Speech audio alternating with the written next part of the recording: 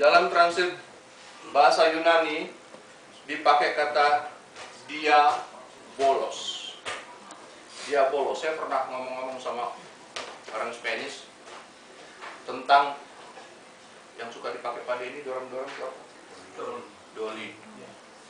Terus waktu itu lagi ngangkat-ngangkat barang di gereja, terus dia bilang, ini namanya Diablo. Oh, Diablo. Dia artinya devil katanya. Oh, ini untuk dorong-dorong namanya, iya, setan katanya. Nah, saudara, jadi dipakai kata diabolos di dalam King James. Ini kata sifat, ya, kata sifat ini artinya apa? Pemfitnah. Nah, saudara, kata kerjanya dipakai kata diabalo. Kata kerjanya dipakai kata diabalo, artinya apa? Pendakwa. Ya. Yang selalu menempatkan diri sebagai lawan, yang layak dibenci, yang selalu memberikan informasi salah. Nah, ini arti kata dasar dari diabalo atau devil, atau yang kita tahu sebagai kalimatnya iblis. Nah, saudara, di dalam Injil Matius dan Lukas pasal 4, sama-sama pasal 4, berbicara tentang pencobaan Tuhan Yesus itu. Yang pertama, iblis mencoba Yesus mengubah batu menjadi roti. Mengubah batu menjadi roti. Tetapi saudara, kalau kita melihat di dalam Matius pasal 14 dan 15, peristiwa tentang apa? Yesus memberi makan 5.000 orang laki-laki, memberi makan dari 5 roti dan 2 ekor ikan. Saudara perhatikan dulu baik-baik apa yang saya maksud di sini. Iblis katakan, kalau engkau anak Allah, robah batu itu menjadi roti. Kamu kan lapar, kamu kan punya kuasa. Dengan harapan, ya, support aku supaya aku bisa robah ini jadi roti. Memang benar aku lapar. Tapi tidak dilakukan oleh Yesus Kristus. Yesus tetap bersabar menunggu waktunya. Yesus tetap bersabar menunggu, lebih taat mendengar kepada Bapa di surga dibandingkan kepada iblis. Dibandingkan dengan Adam dan Hawa di Taman Eden, bukan? Mereka lebih mendengar suaranya si iblis daripada suara Allah. Tetapi Yesus tidak melakukan. Dan akhirnya apa? Yesus toh bisa memberi makan 5.000 orang laki-laki dengan 5 ketul roti dan 2 ekor ikan. Bukan Yesus tidak mau, tapi Yesus tidak mau mendengar kata-kata iblis. Yesus tidak mau mendengar kata-kata iblis sebab iblis itu artinya apa? Pemfitnah, pendakwa, pembunuh, pencuri, memberi informasi yang salah. Nah, saudara, jadi Yesus tidak mau melakukan seperti itu. Kemudian di bagian kedua, iblis menjanjikan kemegahan tentang kerajaan dunia kepada Yesus Kristus.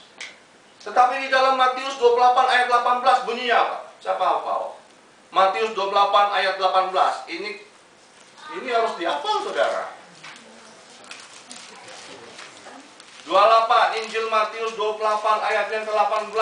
Coba disebutkan. Kepadaku telah diberikan segala kuasa di surga dan di bumi. Amin.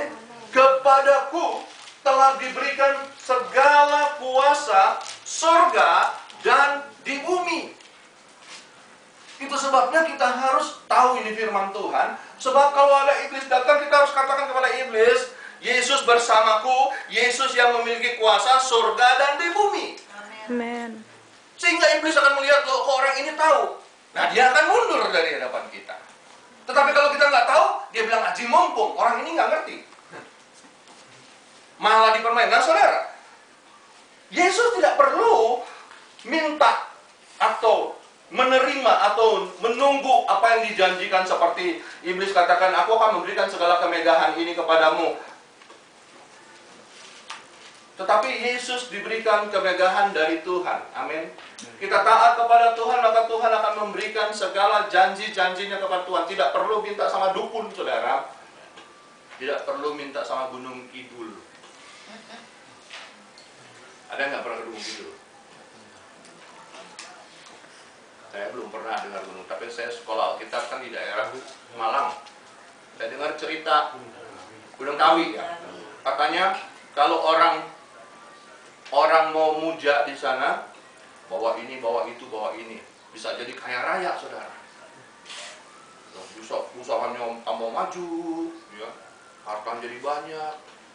Tapi katanya mereka pada waktu mau datang di sana mereka disambut oleh minta-minta banyak sekali. Nah, kenapa minta-minta itu nggak jadi kaya? Ya, banyak sekali peminta-minta orang pengemis. Kenapa mereka nggak jadi kaya-kaya? Mereka tinggal di situ. Jadi iblis itu penipu, saudara. Yang ketiga, saudara, iblis katakan kepada Yesus untuk melompat. Iblis katakan juga kepada Yesus untuk melompat dari hubungan bait suci. Nanti ada firman Tuhan yang mengatakan bahwa malaikat-malaikat Tuhan akan menada, dan engkau akan tidak terantuk kepada batu. Tapi firman Tuhan berkata apa? Jangan engkau mencobai Tuhan Allahmu. Amin, saudara. Amin. Kalau hujan pakai payung, saudara. Jangan dong apa-apa, nanti Tuhan tolong. Iya, freeway, jangan nyebrang. Jangan dong apa-apa, nanti malaikat Tuhan jagain, saya kan anak Tuhan. Ya, saudara. Nah, saudara, kita lihat bahwa ini kata dasar dari iblis itu sendiri adalah untuk penggoda. Iblis itu adalah pendakwa dan lain sebagainya.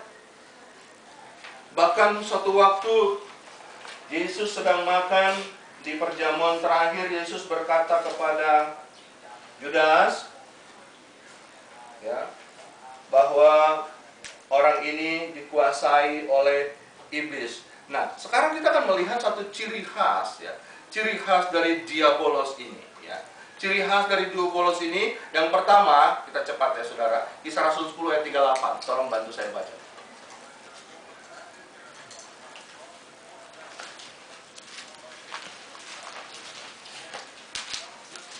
Kisah Rasul 10 ayat 38. Kisah Rasul 10 ayat 38, yaitu tentang Yesus dari Nazaret, bagaimana Allah mengurapi dia dengan Roh Kudus dan berkuasa dan kuat kuasa. Dia yang berjalan berkeliling sambil berbuat baik dan menyembuhkan semua orang yang dikuasai iblis, sebab Allah menyertai dia. Coba tolong sekali kita. Yaitu tentang Yesus dari Nazaret, bagaimana Allah ayat berapa? 38. 38, ya betul. Yaitu tentang Yesus dari Nazaret, bagaimana Allah mengurapi dia dengan Roh Kudus dan kuat kuasa.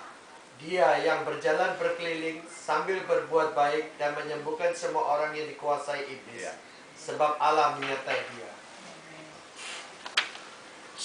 Yesus menyembuhkan semua orang yang dikuasai oleh iblis. Nah, saudara, ini salah satu ciri khas bahwa iblis itu mau menguasai orang-orang.